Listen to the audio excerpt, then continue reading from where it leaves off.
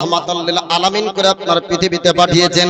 আল্লাহর পবিত্র কোরআন উঠিয়ে দেখুন, আল্লাহ পাক আল্লাহ তাআলা তিনি আপনার কোরআনের মধ্যে জানিয়ে দেন, ওয়া মা আরসালনাকা ইল্লা রাহমাতাল লিল আলামিন।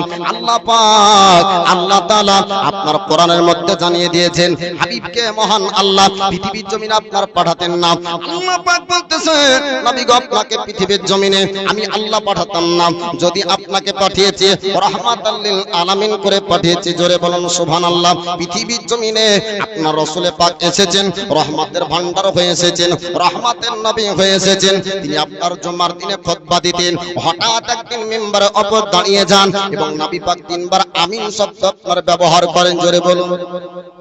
নবী পাকের আমিন বলা দেখে সাহাবীরা বললেন, ইয়া রাসূলুল্লাহ, ইয়া হাবিবাল্লাহ, নবী গো আপনাকে এরকম করে আমিন বলতে এর পূর্বে কোনোদিন জুম্মাতে দেখিনি, এর পূর্বে কোনোদিন বক্তব্যতে আপনি হঠাৎ করে আমিন আমিন শব্দ ব্যবহার করেননি। ইয়া রাসূলুল্লাহ, ইয়া হাবিবাল্লাহ, নবীজি আপনি একটু জানিয়ে দেন আপনি আমিন শব্দ কেন ব্যবহার করলেন, আমিন কেন বললেন, আপনি একটু বলে দেন। আমার রহমতের নবী বলেছিলেন, বা আমার সাহাবী তোমরা শুনে নাও, আপনার আল্লাহর ফেরেশতা নাম তার আপনার জিবরিল আমিন। জিবরিল আমিন আমার কাছে আসলো এবং আমাকে বলল, ইয়া রাসূলুল্লাহ, ইয়া হাবিবাল্লাহ, নবী গো ওই ব্যক্তি আপনার ধ্বংস হয়ে যাক যেই ব্যক্তি পবিত্র রমজান মাস পাবে এবং রমজান মাসে ইবাদত করবে না। আমার নবী পাক তিনি বলতেছেন, ওগো সাহাবীরা আমাকে যখন জিজ্ঞেস করলো, ইয়া রাসূলুল্লাহ, ইয়া হাবিবাল্লাহ, নবী গো আপনি এর থেকে একমত, আমি নবী পাক আমিন শব্দ ব্যবহার করলাম। আল্লাহর ফেরেশতা জিবরিল আমিনকে বললাম, ওগো জিবরিল আমিন আমি নবী সমর্থন করি ওই ব্যক্তিরা ধ্বংস হয়ে যাক যেই ব্যক্তিরা রমজান মাস পাওয়ার পরেও রমজানের ইবাদত করবে না। নবী পাক বলতেছেন আমি এর উপর সমর্থন করলাম, এর উপর আমি রাজি আছি।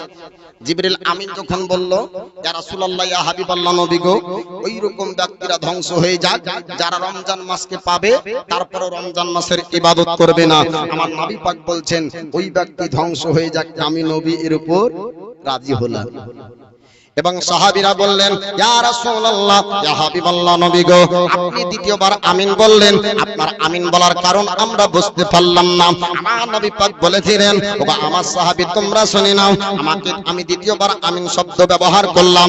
আল্লাহর ফেরেশতা জিবরিল আমিন আসলো, আসার পরে বলতেছেন, ইয়া রাসূলুল্লাহ, ইয়া হাবিবাল্লাহ, নবী গো আপনার কাছে আপনার ওই ব্যক্তি ধ্বংস হয়ে যায় যেই ব্যক্তিরা আপনার পিতামাতাকে পেল, পিতামাতাকে পাওয়ার পরেও পিতামাতার খিদমত করলো না, পিতামাতার আপনার তাজিম করলো না, পিতামাতার অসম্মান করলো, পিতামাতাকে যে দুঃখ দিল, পিতামাতাকে আঘাত দিল, ওই রকম সন্তানরা ধ্বংস হয়ে যায়। আমার নবী পাক বলেছিলেন, ওগো আমার সাহাবীরা আমি নবী সেই সময়তে আমিন বললাম।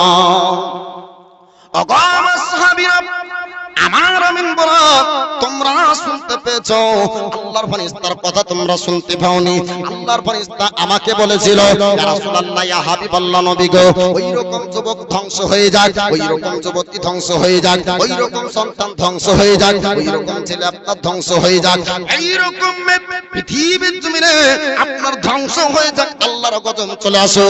যেই ব্যক্তি আপনার বাপকে পাবে, বাপের আপনার তাজিম করবে না, মাকে আপনার পাবে, মাকে তাজিম মার তাজিম করবে না, আর অসম্মান করবে, আপনার বাপের কথা মানবে না, বাপের কথার আপনার অমান্য করে চলবে এবং বাপ তার আচরণে আঘাত পাবে, মা তার আপনার আচরণে আঘাত পাবে, মাকে দুঃখ যে ব্যক্তি দিবে, মাকে আপনার আঘাত যে ব্যক্তি দিবে, ওই ব্যক্তি যেন আপনার ধ্বংস হয়ে যায়। এই খবর যখন জিবরিল আমিন দিল, আল্লাহর নবী বলতেছেন আমি নবী আমিন শব্দ বললাম।